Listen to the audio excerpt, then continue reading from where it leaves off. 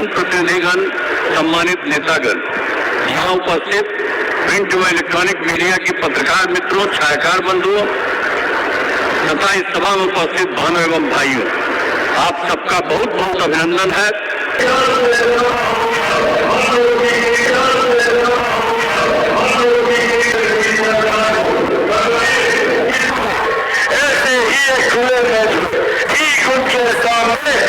नमस्कार दोस्तों, स्वागत है आज की खास रिपोर्ट में। हम बात करेंगे बिहार की राजनीति में चल रही तेज और उलझी हुई घटनाओं की, जहां एक ओर अमित शाह का दौरा और बैठकें हैं, वहीं दूसरी ओर जेडीयू के अंदरूनी उठापटक और सीट शेयरिंग को लेकर जम रहा विवाद।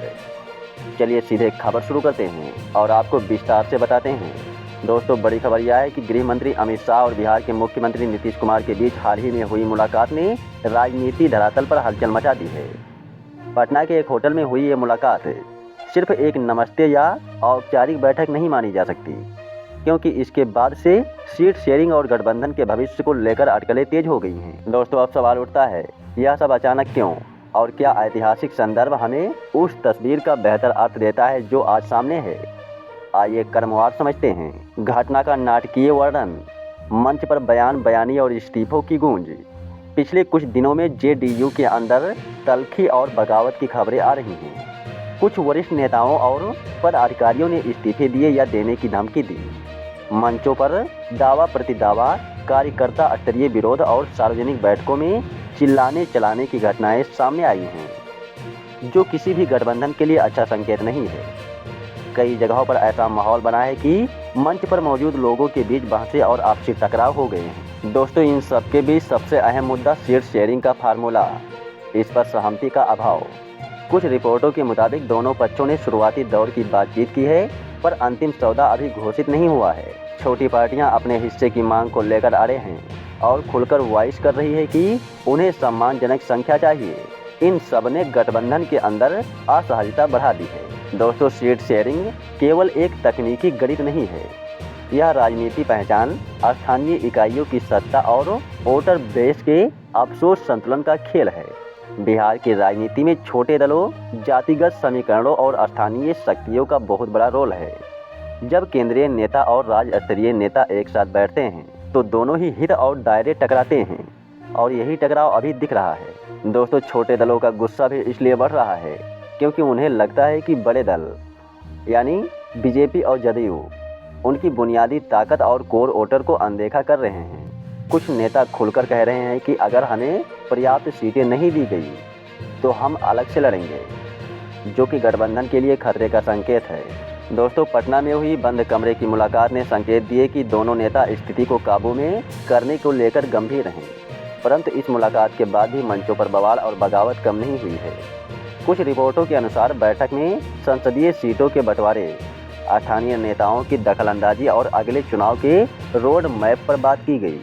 मगर वही पुराने सवाल, किसे कितनी सीट, किसे कितनी अहमियत, लेकिन इसका कोई हल नहीं निकला। दोस्तों, यहाँ पर एक अहम बात समझने लायक है। मुलाकातें और फोटो आपसे अलग चीज़ें होती हैं, पर असल मायने तब होते हैं जब दोनों दलों के स्थानीय संगठन और उनके कार्यकर्ता मंच पर और चुनावी मैदान में एक दूसरे का साथ दें। फिलहाल वही सबसे बड़ी कमी नज़र आ रही है, जमीन पर एक रूपता का अभाव।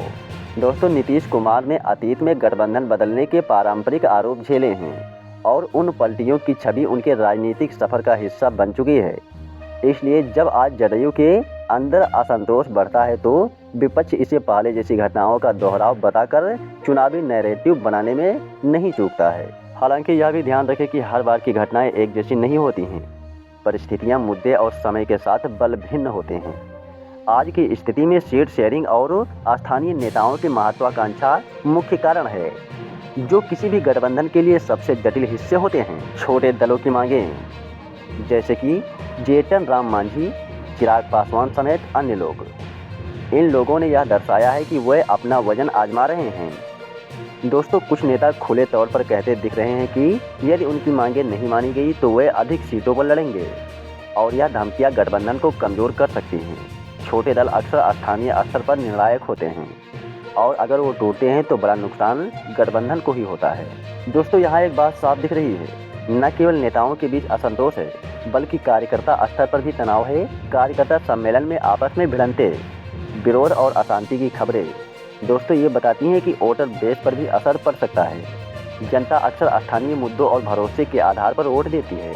यदि चुनाव प्रचार के बीच इसी तरह का विरोध और टकराव जारी रहा तो वोटरों के मन में भ्रम पैदा होगा और इसका लाभ विपक्षी दल उठा सकते हैं। दोस्तों अगर दलों के बीच दरार आई और गहरी हुई तो 3 मुख्य नतीजे संभावित हैं। वोटों का बिखराव, छोटे दल अलग लड़े तो वोटों का बंटवारा होगा। जो स्थानीय स्तर पर किससे बढ़त देता है वो सीट विशेष पर निर्भर करेगा। विपक्ष के लिए मौके, विपक्षी दल इस असंतोष का फायदा उठाकर एकजुट संदेश दे सकते हैं। राष्ट्रीय राजनीति पर असर, बिहार जैसा बड़ा राज्य यदि हलचल में रहा तो उसकी राजनीतिक छाया राष्ट्रीय स्तर पर दिख सकती है और बड़े नेताओं की राजनीतिक पोजीशन पर सवाल उठ सकते हैं। यही कारण है कि शीर्ष नेता तेजी से बैठकें कर रहे हैं ताकि समय रहते नियंत्रित किया जा सके। पर असली चुनौती जमीन पर है और जमीन पर अनुपालन तभी आता है जब स्थानीय नेताओं की मांगे और सम्मान का सही संतुलन बैठ जाता है। दोस्तों अमित शाह की राजनीति शैली अक्सर कूटनीति और संगठन परक मानी जाती है। मुद्दों को जोड़कर गठबंधन बनाए रखने और संगठन को मजबूत करने की रणनीति उनका परिचय रही है। इस बार भी वो खुद बिहार आए और हस्तक्षेप कर रहे हैं। इसका मतलब साफ है कि उच्च नेतृत्व स्थिति को नियंत्रण में रखना चाहता है। उसी समय नीतीश कुमार के पास भी अपनी स्थानीय पकड़ और राजनीतिक गणित है और वह किसी भी तरह अपनी पार्टी के नेताओं को शांत करना चाहेंगे जरूर। यहाँ टक्कर केवल 2 नेताओं का नहीं, यह रणनीति और भावनात्मक जन समर्थन के बीच की टक्कर है। अगर नेतृत्व जमीन से कटता हुआ दिखेगा तो समस्या गहरी होगी। दोस्तों राजनीतिक मीडिया और सोशल मीडिया पर हर खबर हवा की तरह फैलती है और लोग उसे अपनी समझ से आगे भी बढ़ा देते हैं। विपक्ष इस समय जरूरत के मुताबिक गठबंधन में टूट का नैरेटिव चलाकर नवाचार कर सकता है, पर न्यू डायनामिक्स तभी काम करेगी जब विपक्ष स्थानीय स्तर पर ठोस उम्मीदवार और अभियान भी चला सके। याद रखें, नैरेटिव बनाना आसान है, उसे वोट में बदलना कठिन है, इसलिए असली पड़ताल मैदान पर होगी। दोस्तों चुनाव के दिन तक जो गठबंधन मैदान में एकजुट दिखेगा वही नतीजे में असर डालेगा। दोस्तों आगे क्या हो सकता है, चलिए 3 आसान परिदृश्यों में देखते हैं। परिदृश्य ए, मिलकर चलता है एनडीए। अमित शाह नीतीश की बातचीत सफल रहती है, सीट शेयरिंग पर समझौता होता है, छोटे दलों को आश्वासन मिलता है तो गठबंधन एकजुट रह सकता है और चुनावी लड़ाई सम्मिलित ढंग से लड़ी जाएगी। यह स्थिति वही होगी जो नेतृत्व चाहता है। परिदृश्य बी, आंशिक टूट। कुछ छोटे दल नाराज होकर अलग लड़ते हैं पर बड़े दल साथ निभानो। इससे कुछ सीटें बिखरेंगी और मुकाबला कड़ा होगा, परिणाम अप्रत्याशित होगा। परिदृश्य सी, खुला टूट। छोटे दल बड़े पैमाने पर अलग चुनाव लड़ते हैं और गठबंधन कमजोर पड़ता है। इसका फायदा विपक्ष को सीधे मिलता है और सत्ता के समीकरण बदल सकते हैं। दोस्तों हमारी वर्तमान रिपोर्ट बताती है कि फिलहाल परिदृश्य बी की संभावना सबसे ज़्यादा दिखती है, लेकिन राजनीतिक घटनाएं तेजी से बदलती हैं, इसलिए अंतिम तस्वीर चुनावी दिन के नज़दीक ही साफ होगी। अंततः मतदाता स्थानीय मुद्दों, विकास, रोजगार, कानून व्यवस्था और नेता व्यक्तित्व के आधार पर निर्णय लेते हैं। नेता चाहे कितनी भी रणनीति बनाएं, यदि कार्यकर्ता और वोट असमंजस में हो तो नतीजे अनिश्चित होंगे। इसलिए यह बहुत जरूरी है कि गठबंधन के भीतर जो भी निर्णय हो उनमें स्थानीय नेतृत्व और कार्यकर्ता की भावनाओं का ध्यान रखा जाए, वरना वोटरों का भरोसा टूट सकता है। दोस्तों अभी जो हालात हैं वह गंभीर हैं, पर यह भी कहना जल्दबाजी होगा कि एनडीए पूरी तरह टूटने वाला है। राजनीति में शोर हमेशा आता जाता रहता है, पर इस बार बात संवेदनशील है क्योंकि बिहार एक बड़ा राज्य है और यहाँ की राजनीति का राष्ट्रीय प्रभाव भी है। इसलिए नेतृत्व को ध्यान से, संवेदनशीलता और त्वरित लेकिन सोच समझकर कदम उठाने होंगे सबको। दोस्तों अंत में यही कहना सही होगा कि फिलहाल जो तस्वीर बन रही है वह तनावपूर्ण है, पर निर्णायक दिन में सब कुछ स्पष्ट होगा। यदि गठबंधन एकजुट रह पाया तो वही मजबूत माना जाएगा और वही मजबूत नजर आएगा, नहीं तो राजनीति का नया मानचित्र उभर कर सामने आ सकता है।